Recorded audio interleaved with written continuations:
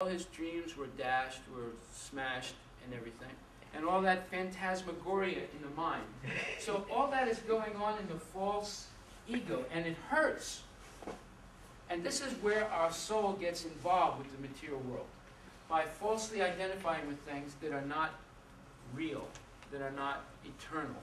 According to real, the Bhagavad Gita says, "Na sato vidite bhavo, na bhavo vidite sata, ubayor api drishtonadas, tvaninas tattvadarshibhi." A seer of the truth, a tattvadarshi, according to Sanskrit, understands the difference between what is eternal, because it has no cessation, and what is temporary, because it has no duration. And therefore, such a person, the tattvadarshi, concerns himself or herself with what is eternal, so they do not become bewildered by temporary manifestation in the material world.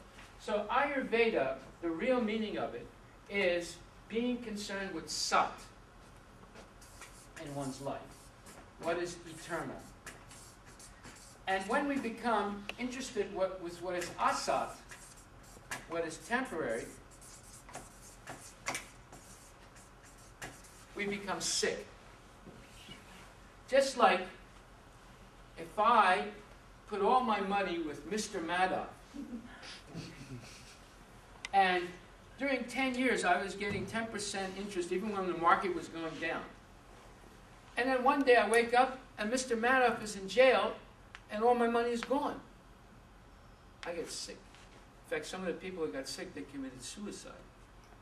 And they have mental problems, and they can't sleep, and they can't defecate, and they can't talk to anyone anymore. They're in a state of shock. So, by becoming overly indulgent, overly attached to what is asat, temporary, we become sick. This is the real theory of sickness, according to Ayurveda. So now, once we understand the difference between the body and the soul, and the fact that there are actually two bodies, a gross material body and a subtle material body, sickness is not in the soul. It's either in the gross body or in the subtle body. Therefore, Ayurveda diagnosis, which is the first step in any treatment, and diagnosis usually takes a long time to be sure that the doctor does not make a mistake. If you make a mistake and give the wrong medicine, you can kill someone. And that happens frequently in the United States. Approximately 100 to 300,000 people a year die from medical mistakes in the United States because of wrong diagnosis. That is not an exaggeration. Meaning, in other words, many more people die in 1 year in the United States than 5 years of war in Vietnam. After 5 years of war with the Vietnamese shooting machine guns and bombs at the Americans, they only killed about 50, 60,000 Americans.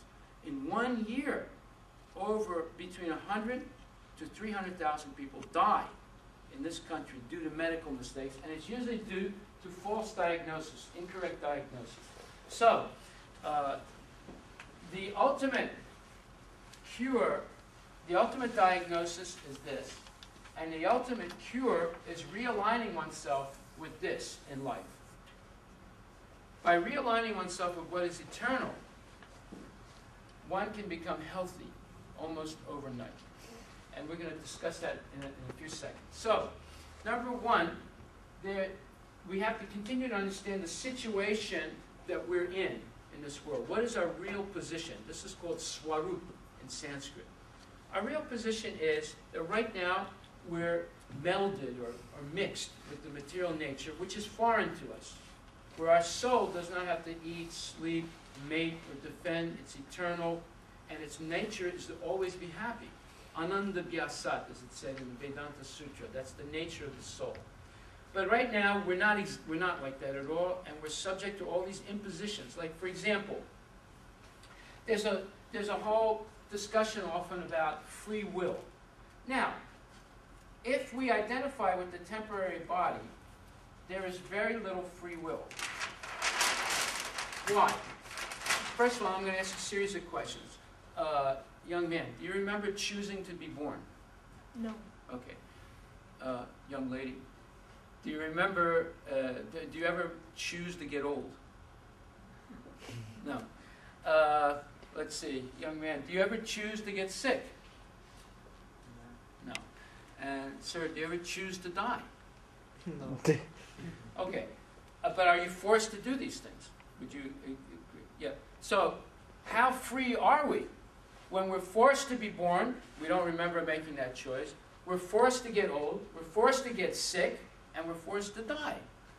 Now, when, let's see, young lady, when you drink something, are you forced to do anything afterwards, after an hour or so? Mm-hmm. Yes? Yes. Okay. And when you eat something, like say, I don't know, a Philly cheesesteak, are you forced to do something, sir, after a little while? And are you forced to blink your eyes? How about breathing? Can you willfully stop breathing? No. How about sleeping? Can you choose not to sleep anymore? How about working? Can you choose not to work anymore? Very difficult. I wish. So, how about your taxes? Can you choose not to pay your taxes? So we can go down the list. When we talk about free will, we are being forced to do almost everything in life. So, what is it that we're not forced to do? I'll answer that. That'll be a rhetorical question. We are not forced to concern ourselves with this. And we're not forced to concern ourselves with this. This is where we have a choice in life. Everything else, virtually, we're forced to do. However, it gets worse than that. It's not simple. There's such a thing as 3 modes of material nature.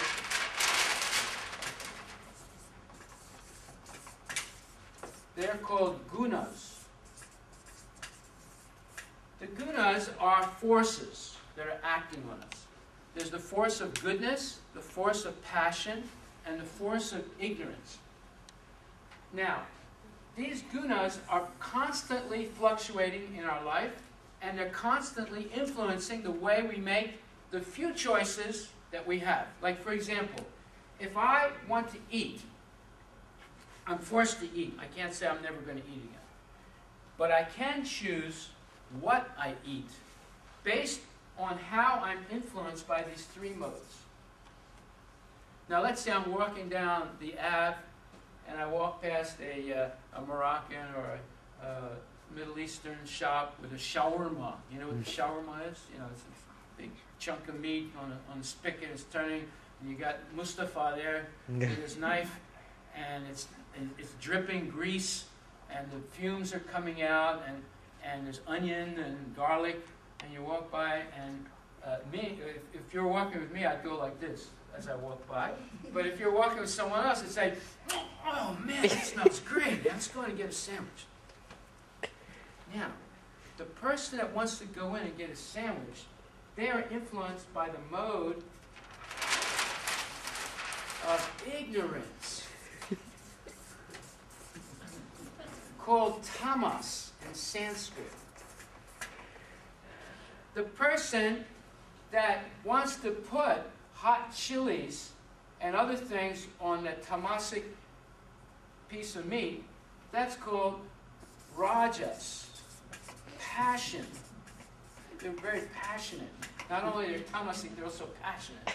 And the person that holds their nose and says, I'm going to Whole Foods and getting me a raw salad, that person is a mode of goodness. Called satya. Satya. Yeah. So, we have these 3 forces. This complicates our life even more. And they're fluctuating all the time. Sometimes we can be under the mode of goodness. Sometimes under the mode of passion. Sometimes under the mode of ignorance. Like, for example, let's say someone was having sex. And I came up to the person and I said, sir, would you like to come to a lecture about Ayurveda? What do you think they would say? They say yes? No, they say, get out of here.